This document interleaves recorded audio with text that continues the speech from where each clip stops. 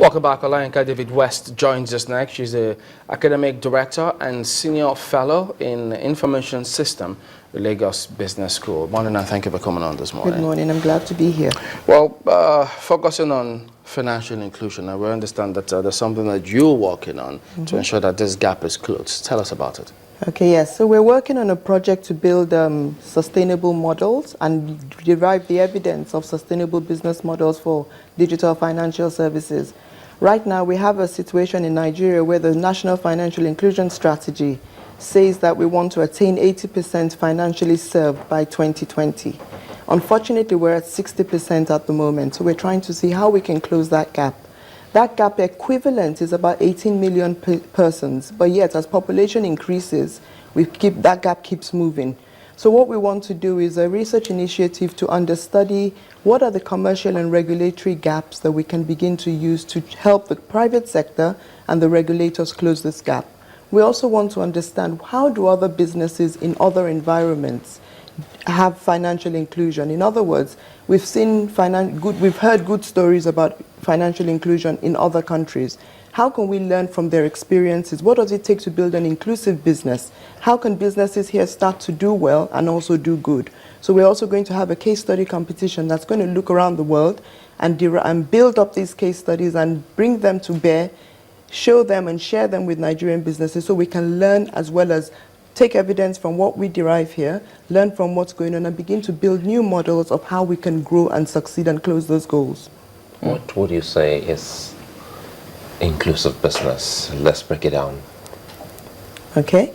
An inclusive business is about including everyone in the society. Yeah. So you find out that there's different levels and different types of exclusion.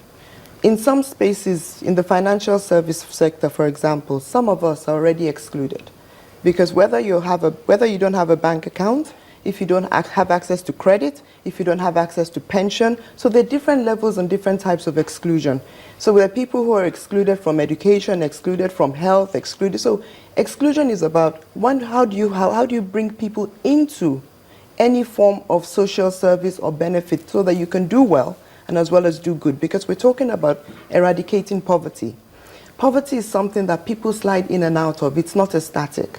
So when we say eradicating poverty, how do we make people financially dependent and financially independent to ensure that they have enough savings when they have emergencies in their homes, they have access to credit? And don't forget that sometimes with the poor, it's more expensive being poor because they access things more expensive. So their monetary costs of, okay, you don't have access to formal credit, so you go to an informal lender, his costs are higher. There's also non-monetary costs. In a rural area, there's no bank or anything in your village. So you have to travel a longer distance to have access to those things. So all those costs are time, money, inconvenience, etc., etc. So is this strategy devoid of the policies, be it monetary, fiscal, or even foreign exchange policy of the government?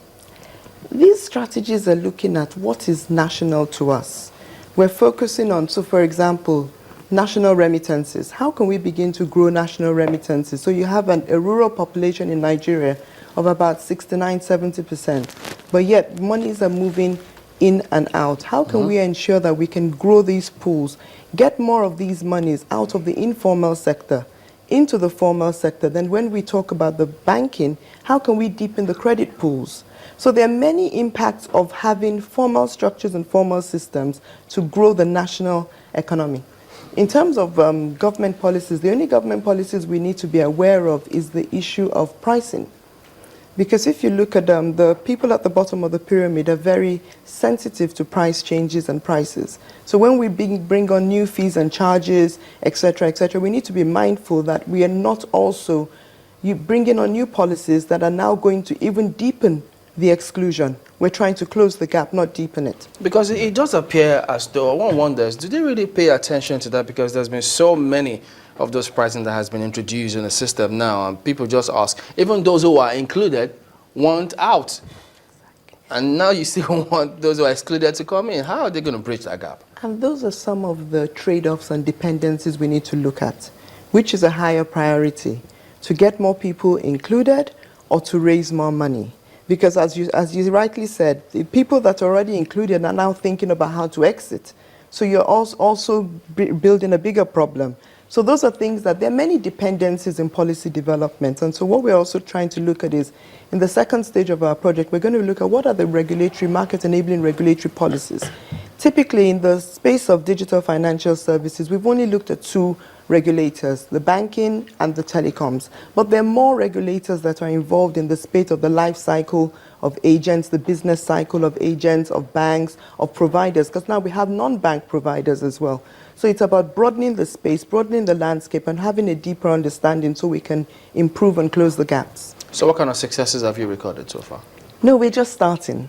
Okay. So right now, in terms of successes, what we're trying to learn from the fast-moving consumer goods sector as well.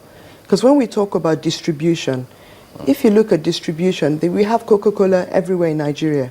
You can buy Maggi everywhere in Nigeria, but yet, can you access digital financial services everywhere in Nigeria? Yes, we have telecommunications, so part of the infrastructure is there.